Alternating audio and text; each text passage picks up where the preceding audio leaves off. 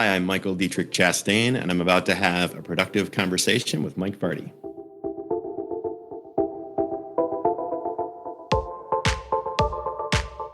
Change is inevitable. It's also not all that simple and definitely never easy.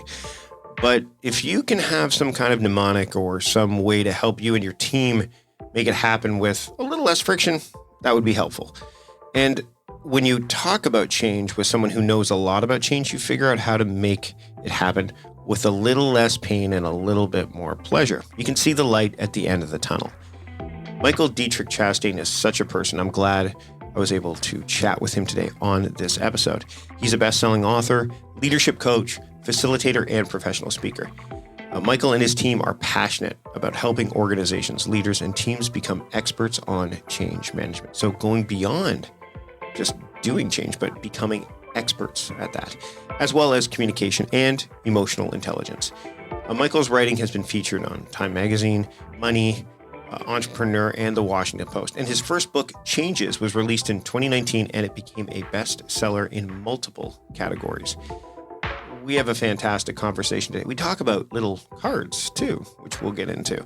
There's so much to get into. I'm done talking for a change. Let's have a conversation. Here's Michael Diettrich-Chastain. Enjoy. Michael, thanks for joining me on the program today. Mike, thanks for having me. It's great to be here with you. So whenever anyone calls me Michael, I feel like I'm in trouble. Do you go by Mike or you go by Michael? But I mean, do you get the same thing where it's like, for me, it's like Michael Ryan. I'm like, what? That's my mom or my mother-in-law. But Michael, it just, for me, I've become Mike. I mean, I've always been Mike. Have you always been Michael, or does it depend on the situation? It does. It depends on the people that I'm in front of and the context, I guess. But yeah, same as you. When I was growing up, if I heard Michael, it was, I'm in trouble. Well, we're not going to be in trouble today. We're going to have a great conversation about your book called Changes, the Busy Professional's Guide to Reducing Stress, Accomplishing Goals, and Mastering Adaptability. And the cover of the book. Some might be able to watch this on video. If you're not, it's a bright yellow cover, at least what I've got in front of me. I'm sure that I'm almost positive it's stuck the same, right? You still got the same kind of, but there's a tree that points downward that's barren, and then one that's like lit up with leaves. Why this cover? What was I want to get into that because I found that neat right out of the gate. Like, what was the impetus behind putting this as the cover illustration? Oh, thanks so much. And thanks for asking. Yeah, the cover has a number of meanings to it. But one of the basic premises of the book is that all of our aspects of our lived experiences, when harnessed well, result in our ability to manage change effectively. And when we ignore or don't support one of these core 7, which are in the book, we run into trouble. And so this blooming up top and roots underneath, it is a bit of a nod to this, interconnectedness between interior and exterior. You could call it interconnectedness between past and future. And so that's what the nod is about, is the interconnectedness. As I make my way through the book, you've got these 7 things, and I'm a big fan of initialisms and acronyms, and Changes is one of those things. It's actually an acronym, right? Because initialisms are just initials, but acronym makes a word. We're going to get to that in a second, but you've divided this up. And I'm going to, as with a conversation, if I was having a conversation, I don't generally go in an order. But one of the things that stood out to me right away was this idea of trusting your intuition. And the reason is it comes back to Ted Lasso. I've been watching. I'm a Ted Lasso fan. Mike, we're off to a good start already. So, spoiler alert, if you haven't watched all of Ted Lasso yet, I'm not going to give you the details of what happened, but there's an exchange between, the owner of the Richmond AFC and Ted Lasso, who is the manager. And Ted says this line, and he says, don't think with your head, think with your gut, and on the way down, check in with your heart along the way. Something along those lines. And that stuck with me because a lot of the decisions that I've made, some to the detriment of my business and some to the but I'm definitely not somebody who's risk averse. I have leaned into that intuitive portion of the way that I operate. Why do you lean into this in this particular chapter? Because a lot of people, like, intuition can be a very tricky beast. Mm-hmm. Yeah. We need more Ted Lassos in our world, I think. We do. Right now, we definitely do. Yes. Yeah, a few Roy Kents wouldn't be a bad idea either, to be honest. That's right. Well, there's a lot of complexity to intuition, but I think that one of and you spoke to this just a second ago, one of the risks that we have when we don't get good at following our intuition is that we follow something else and it leads us down a path that we don't want, right? And just like you, Mike, I've had plenty of those failures, as I'm sure all the listeners have as well, when we truly know what the directions we should take, but we ignore it. And part of it is because we maybe aren't practiced in following our intuition, or fear just takes hold of us, and maybe we're not practiced in taking risks or being courageous. And so I think more times than not, our intuition can lead us toward benefit and lead us away from risk, which is always there in decision making. And so I trusted my intuition going down that path with that question, and now I'm going to go back to where most people would start when they're talking about a book, and I teased the acronym changes. So what does changes stand for? Like what? And then we're going to dive into each of those elements to a degree, but I want to get a sense of why these matter to and what compelled you to say, this is what I need to put into not just a book, but also some companion cards that I also happen to have here in my hands. Yeah. I'd love to give a little background if I could to answer this question. Absolutely. Because it'll help. Yeah, it'll help kind of fill in some gaps. And so this question comes up all the time. And one of the things that I always try and, lightheartedly mention is that, I'm not some guy that, decided, well, what are some neat characteristics of our lived experience and what's a cool acronym that we could put together and just kind of throwing paint at the wall. No. There's podcasts out there. I listen to a podcast by Conrad Thompson. He always says a fresh paint a coat. So that's fine. I totally get it. throw some wall at the paint. Yep. Yeah, exactly. So that is not the process. The process was backing up, 16, 17 years ago when I got out of college. I was originally on a track for what's called industrial organizational psychology, which is the process of going into an organization and determining what are the human elements here that are impacting performance, impacting success of the business, the bottom line, et cetera. And so that was my vision for the future, is I was going to become one of these psychologists. And so I got a corporate job out of school. Was very interesting, learned a ton about leadership, about employee management, about navigating the employee job placement, all sorts of things. And it triggered this interest in wanting to take a deeper dive. And so I went back and instead of getting a degree in IO, got a degree in counseling, and eventually, over the course of years, became a licensed psychotherapist and lived in the mental health world for a number of years, leading teams of therapists, doing private practice, working in the health system, the jail system, the community. Still had this interest in corporate work. And so about 10 years ago, made a shift back and have been in the corporate world since, doing leadership development, team performance, training, and coaching, which is what we do now. And I say all that, Mike, to give you some background in that I've seen human change exist in all sorts of lenses, from someone that's suffering from severe and persistent mental health disorder, from schizophrenia or anxiety or depression, to the leader that wants to create a change in his team, to the team member that wants to improve their ability to communicate or resolve conflict, and everything in between. So after working with thousands of clients over the years, came to this question of what are the predictors of successful change making? And what are these elements of our lived experience that, when harnessed, will absolutely lead us to success, and when ignored, will absolutely lead us to some kind of detriment? Mm-hmm. And so if you can imagine like a big spreadsheet, I was noodling on this question, what are these predictors of change for a while, for probably 18 months.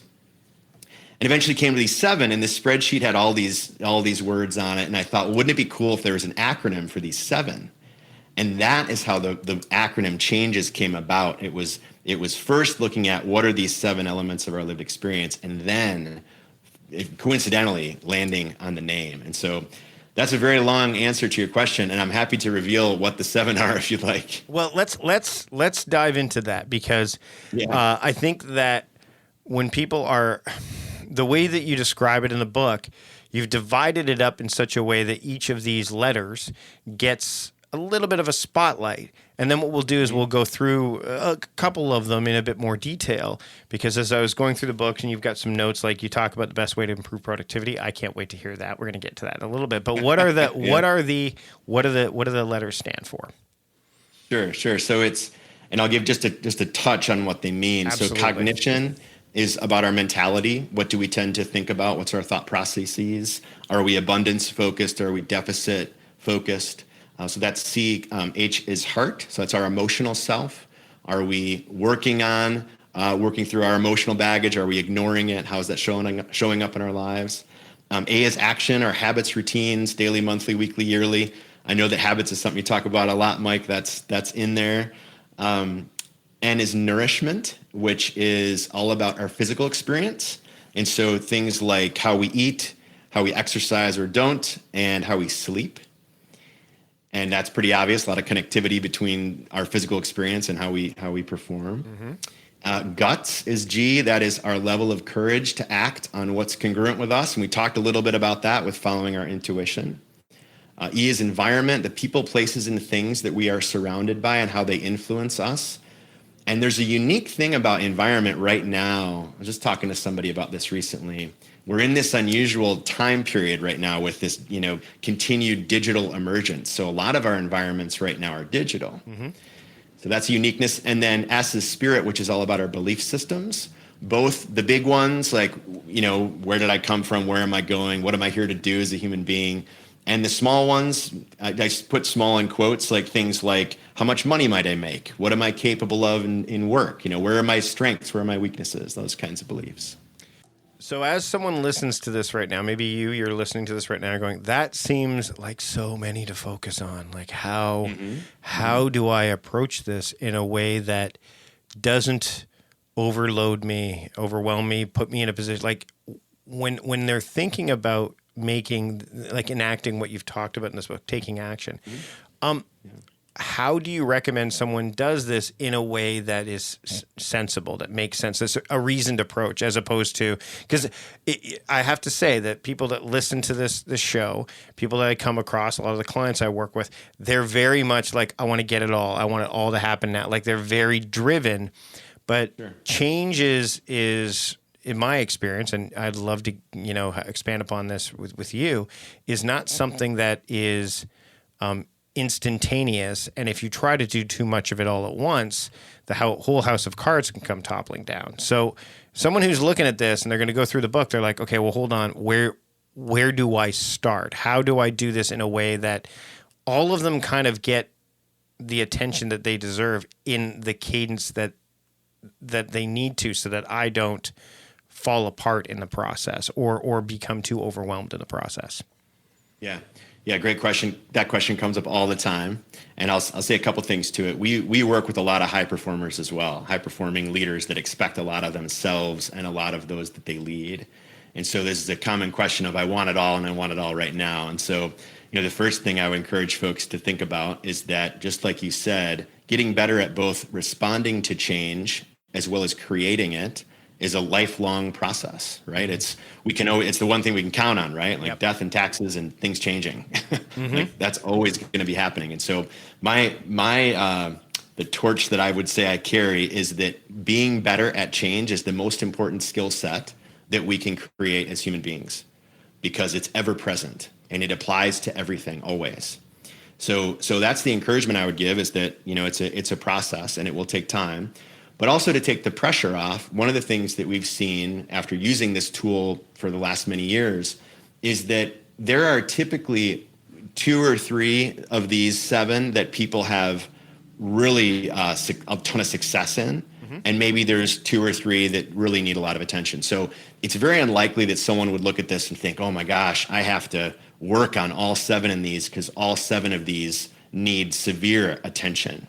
It's more likely that there's 2 or 3 that people know, gosh, I'm really ignoring this, and it's showing up in my relationships, it's showing up in my productivity, it's showing up in my work. So that's where I should put my attention first.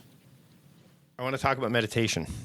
It's something that great. literally today I did, as we're recording this, I did before I started my day. It's one of the habits that I have done in fits and starts over the years. I don't think it's because I want to, quote, get it done or win it or finish it, because, we all know that meditation is a practice for a reason. It's not like something that you can just, I want it meditation, I don't have to do this anymore. It's not that. For me, it's always been that old story of, well, I don't have time to meditate. And then of course someone says, well, if you don't have time to meditate, you definitely need to meditate. Like it's that paradox, right? So the old saying. Yeah. I want to lean into this a little bit because I know that there's power there, and I'd like you to talk about your meditation journey and how you got to there, how you were able to kind of, because I've talked to meditation experts, and I mean that journey isn't necessarily as, I wouldn't say compelling, but it's not as surprising because it's what they've leaned into. But you've got like a lot of these different areas that fill different cups and fill different buckets. Yet I'm certain meditation helps fill all of them to a degree as well, right? You know what I mean? Like that there's elements of it. So I'd love to hear your journey, your thoughts, and how did you manage to keep it something that has been sustainable for you? Yeah, so I'm a big believer in the idea of experimentation. And this shows up in every day in the work that I do with leaders and teams. And experimentation meaning that whenever we're going to try on a new habit, and in this case, we're talking about meditation, the opportunity is to take the pressure off and know that there are many options. Some of them may or may not fit. And that we can commit to, biting the elephant, or chewing the elephant one bite at a time, right? That's how we eat an elephant, right? Yep. And so I'm talking about meditation a lot with clients because it comes up and we know the results that it brings. And it's, like I said, we work with a lot of high performers, and focusing on mindfulness practices and meditation is a good fit, I would say, for a high performer. And so that's the first thing I would say is experiment. There's all sorts of meditation. There's yoga, there's Tai Chi, there's Vipassana, there's, seated meditation, there's walking meditation. I was just on a call today with a client who had experimented with a walking meditation every day for the last 2 weeks. And the call was all about, or not all about, but we spent some time talking about, what did you learn about yourself? What did you learn about your environment? What did you learn about where your mind rests? What did you learn about, just the whole situation? How might this apply to your work? So I would encourage people to do some experimenting around you could call it like a meditation buffet.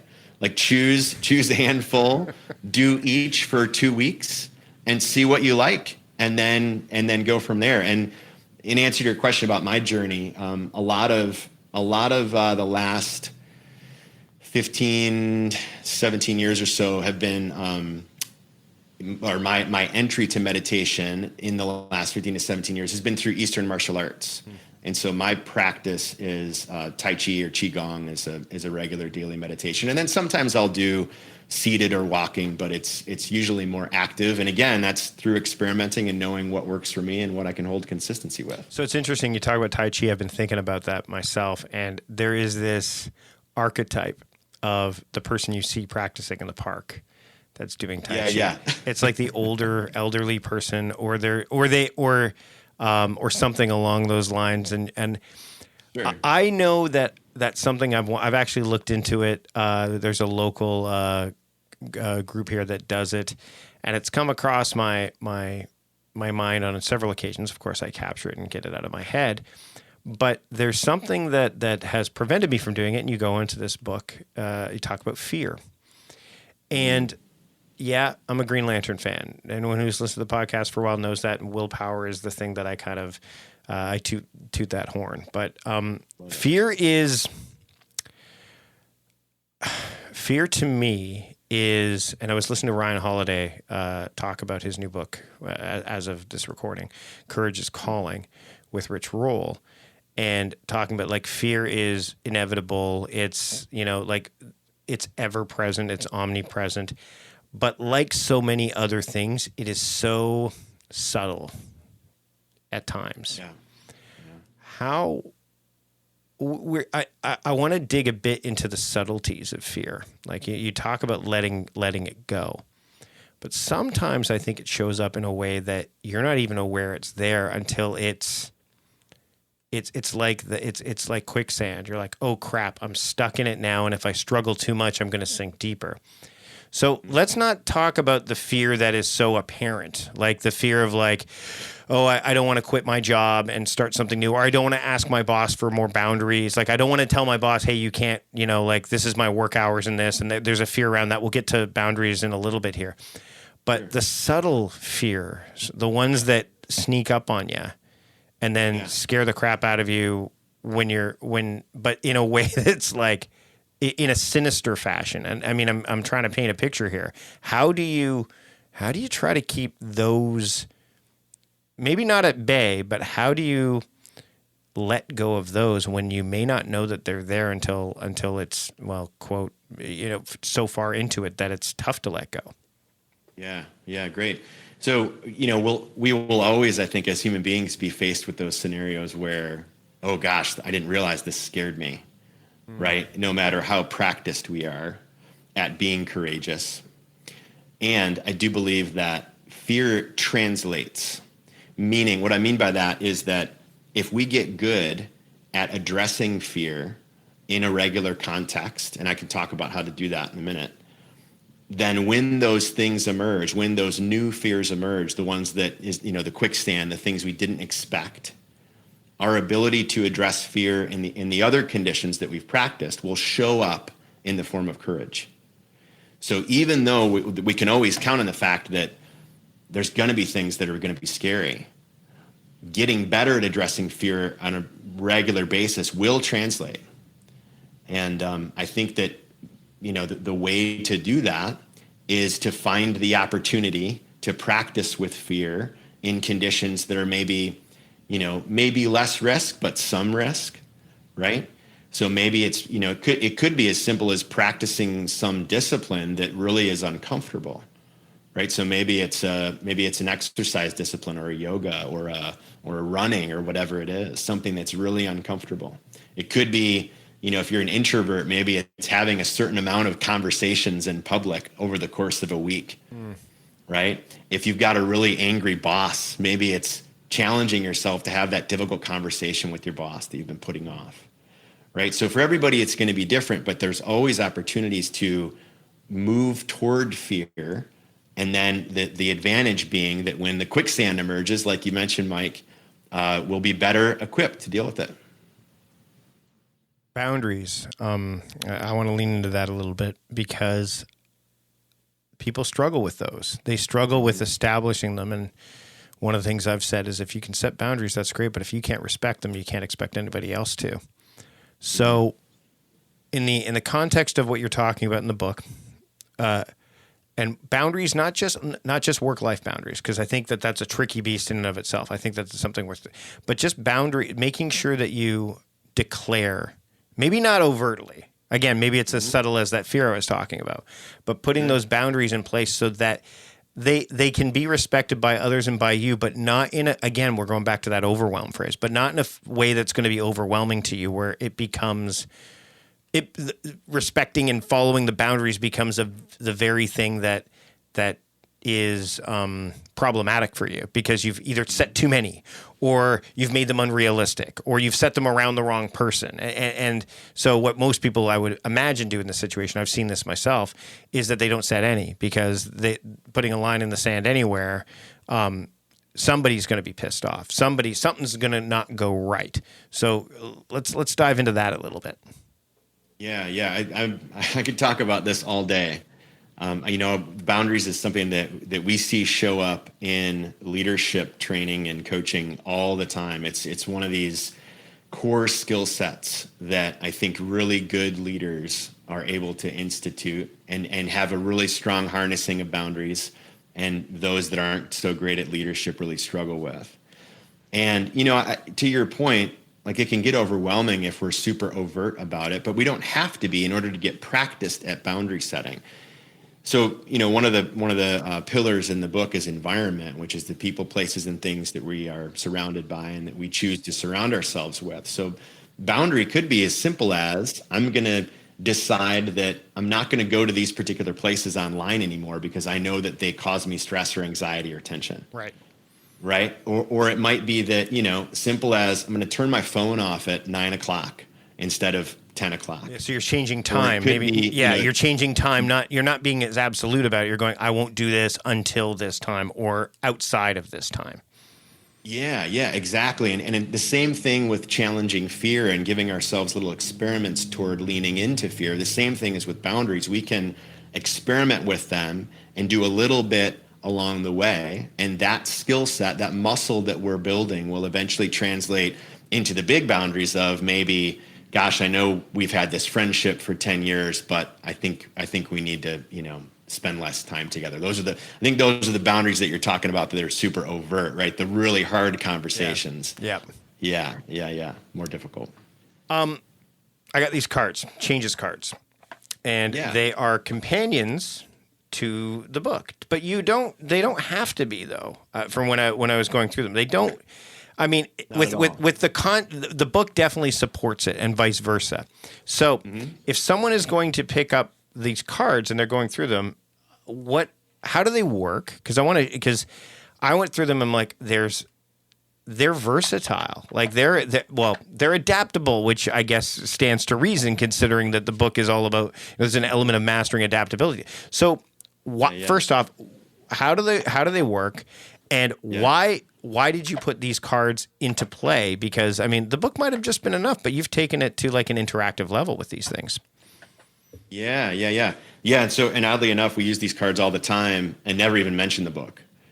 So they absolutely stand alone. So the idea is that they can be used three ways, which I can talk about. There's 7 pillars of our lived experience, which we talked about. Within each of these 7, there's 7 questions. So 49 questions in this card deck. And the idea is you can use it by yourself. You can use it in one-on-one conversations. Like if, in the reports we hear, people are using them at the dinner table with their spouse, and they're using them in performance evaluations with their teams. And so very, very adaptable. And then lastly, the scenario we see them used the most in is in group conversation. And so if you have a team and you're wanting to build relationship, build understanding and empathy with one another, they're used in that context. And so in answer to your question about how to go about it, if you'd like, Mike, I know I'm about to put you on the spot, but would you like to do a little experiment with each other now? Let's do one. Okay. All right. So I've got a deck in front of me here. Okay, let's let you run it, and I'll kind of. This will allow for a little surprise. Yeah, right? Let's do that. Okay. So you've got these 7 categories, right? These 7 pillars. And when you think about them in your own life, like which is the one that strikes your interest without thinking about it too much? Oh boy. Which is the one that you think, gosh, that one really I need to know more about? I would probably say S, the spiritual part. The spirit. Okay. Yeah, cool. the spirit. Cool. So I'm going to randomly choose a spirit card. Okay. Right. I just grabbed it. So I don't know what this question is yet. So here's the question.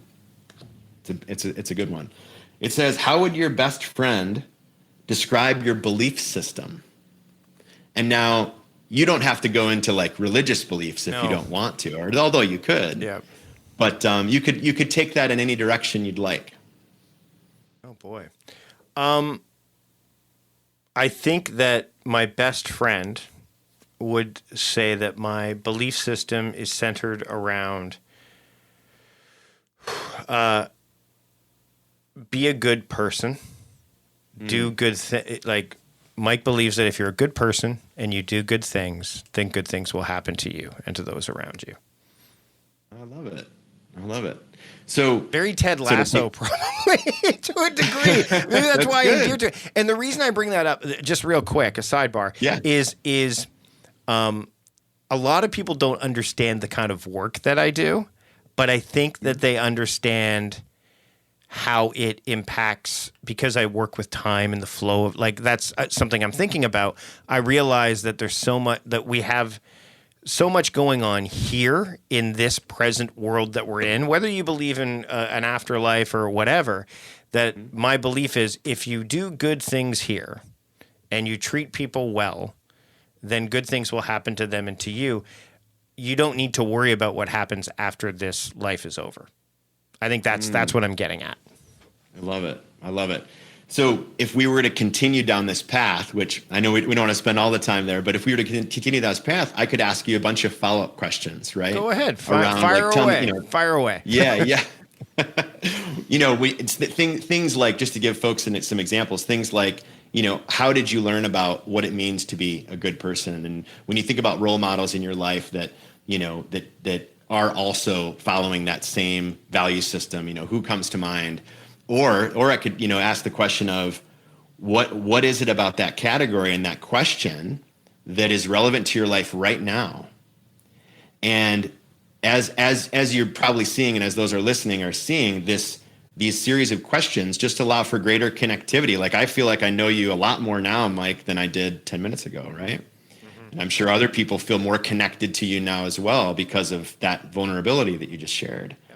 And so that's just one of a handful of activities, that can be done in a one-on-one scenario. Well, and I also like the fact you do them introspectively as well. So they can be done in a solo environment too. So if you want to do them on your own, or you want to, these might become, we're having an all hands deck meeting tomorrow. I might bring some of these with me when we have our team meeting tomorrow.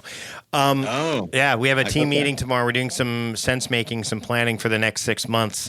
So by the time this airs, we'll already be 3 months into that. So the evolution of what, maybe we'll be able to do like a little bit of an aftermath and saying, hey, here's what happened. So I might be able to, pin this at the end of the episode. So there's an activity in the deck. I just want to point your attention to this so you can use it with your team. Sure.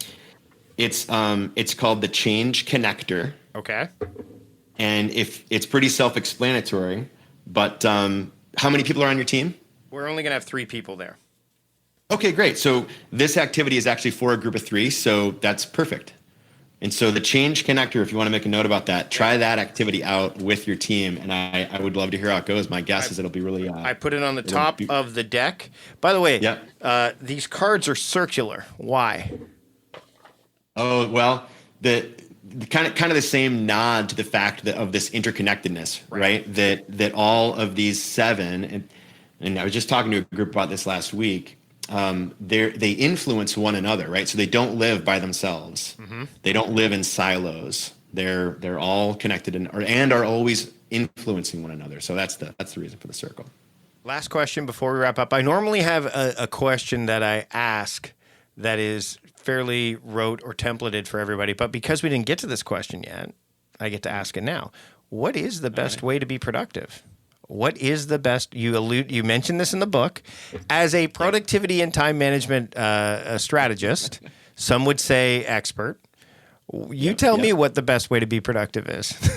Yeah. Well, I will answer this, and I'd love to hear, because you are the expert here. I'd love to hear what you think about this. So we run into this challenge all the time, every day. I run into it, of course, in my own life, and then productivity is always a question we're answering and talking about with the leaders we work with. And what I find every day, Mike, is that what gets in the way of our productivity is these same 7 pillars of our lived experience. And when we ignore the ones that we're ignoring, that shows up in our efficiency and our productivity. So again, it absolutely benefits us to look at, okay, which of these 7 do I have strengths in? And which of these are, maybe I'm ignoring or not spending enough time on. And I would guarantee I'll plant the flag and say that it will show up in how much we're performing and our levels of productivity. Let me ask you, does that resonate with you as a productivity expert? It does at the high level, for sure. Oh, good. I think that, just to kind of couch that response to a degree, is that some people need the baby steps initially, and the book gives you that, which I think is great. So if you want to follow that idea, which I do agree with, I mean, I can tell you right now, before we hit record, later today, I'm going back to the gym, our rec center, to sign up for personal training, because I know that the nourishment part of myself is not being taken care of nearly as well as it should be. And I know it's affecting my productivity. So I think definitely at a high level, the higher level. And the thing is that with what you go through in the book, which again is called Changes, The Busy Professional's Guide to Reducing Stress, Accomplishing Goals, and Mastering Adaptability, is that if you go through the book, you're going to find ways to get to that high level in a way that doesn't feel daunting or overwhelming, because you talk about the pace of change and all that stuff in here as well. So there's a pacing and a cadence that you can follow, but the resources right here. Plus you've got the cards too, so you can pick up the cards. So Michael, this has been a fantastic conversation. I want to thank you for taking the time. Where can people pick up the book, keep up with your work, get the cards, all that fun stuff? Sure. Yeah, the cards in the book are available on Amazon, so feel free to go there. The book's in all the formats. I will say, if people want to take a deeper dive, if they go to arcintegrated.com, it's arcintegrated.com/free. There's a bunch of resources there that people can check out, including a little assessment tool that helps you walk through the seven pillars. And I will say, in addition to that, we've got an upcoming interactive journal that has a lot of expanded experiments and activities that come from the same 7 pillars, but it'll be coming out next year at some point. So they can learn more about that. Same address, arcintegrated.com/free. And if you've been listening to this podcast for a while, you know how much I'm a fan of journaling. So check out that as well. Michael, I will be sending you a free journal. Excellent. Excellent. Michael, Yeah. I want to thank you today for having a productive conversation with me. Thank you, Mike. It's been a pleasure. See, change doesn't have to be that challenging. In fact, since we know it's coming anyway, we can adapt and deal with it in a really adept manner. Thanks to Michael for joining me on the show. If you want to learn more about his work, you can scroll through the show notes in the podcast app you're using right now, or you can head to productivityist.com/podcast410 for any related conversations, blog posts, and all things to do with this conversation. If you don't want to miss a single episode of what's to come, then I encourage you to stay on that podcast app you're using right now and hit the subscribe button. That way you can make sure that you can go through the archives far easier without having to change gears and figure out, hey, how can I listen to Mike talking with David Allen or Patrick Rohn or Gretchen Rubin or Keith Ferrazzi? Like, how can I do that? Well, it's easy. Just subscribe, and then you can scroll through the archives, 400 plus episodes, and you've got what you need. Also, when you subscribe, you'll make sure that you won't miss a single episode of what's to come. And next episode, we've got another great conversation. This time around, we're actually bringing an episode from the vault into play. We've started to do this once a month during the prime time months of the year. And Justin Jackson, my good friend Justin Jackson, founder of Transistor, Meeps, Mega Maker, he is joining us on the program. You don't want to miss that conversation. It's a great one. That's why we're bringing it back out of the vault just for you. One more thing before I let you go. Sponsors are important to this podcast. They help us put this podcast together. So if you want to support the show beyond subscribing to the podcast, head to our sponsors page and check out the sponsors, not just of this episode, the ones you heard today, but also sponsors that have been part of the show for quite a while. Again, go to productivityist.com/podcast sponsors to check those out. And when you do it from there, they'll know I sent you. That's it for today. Thanks so much for joining me. I'm Mike Vardy, the host of A Productive Conversation, reminding you to stop doing productive and start being productive. See you later.